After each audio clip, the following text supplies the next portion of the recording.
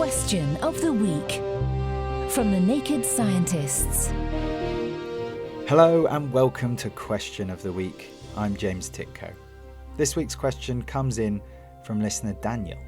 Hello, my name is Daniel from Norwich, and my question to the team is, how do we know for sure that the laws of physics that humans have set down in ink are the same laws of physics that another civilization might have on another planet? And as a result, only when we eventually get to compare those laws will we know they are correct. Thank you. I know just the person to ask for this one, never one to shy away from the big questions. Here's Toby Wiseman from Imperial College London.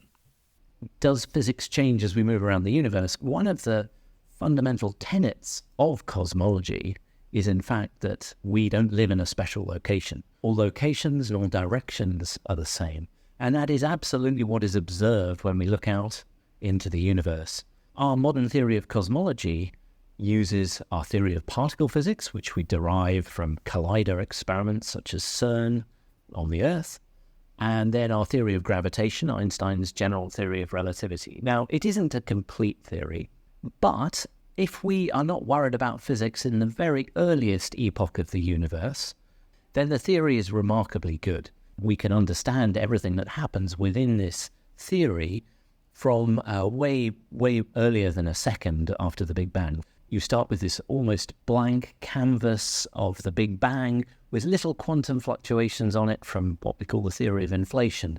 And those quantum fluctuations grow, seed, structure, because of gravity pulling structure together, and then eventually this forms the galaxies, stars, and so on that we see today.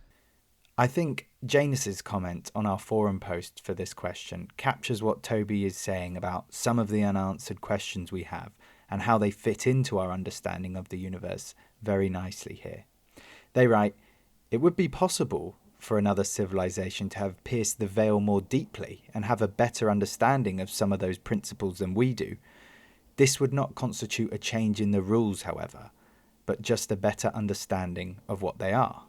If you're sitting on a particular star somewhere, you may look down at your star and call it a different name, and you may look at the elements in it and call them different things. But this theory really predicts all of that physics. It has all of that physics in it.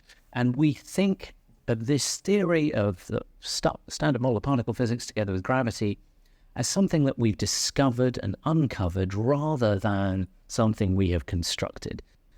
The fact that we can write down the theory of all the forces and all of matter on a t-shirt in a couple of lines is astonishing.